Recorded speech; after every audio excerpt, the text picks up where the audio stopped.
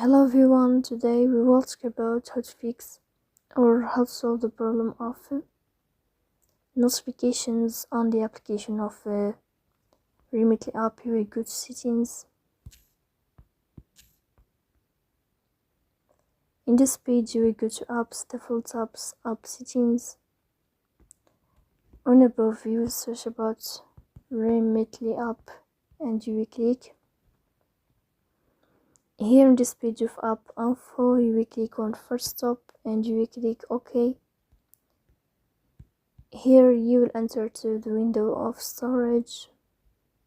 Then we click on clear cache, but pay attention, don't click clear data because that can delete your account. In the end, you can turn off your phone and you can restart your phone again, so please don't forget to support us.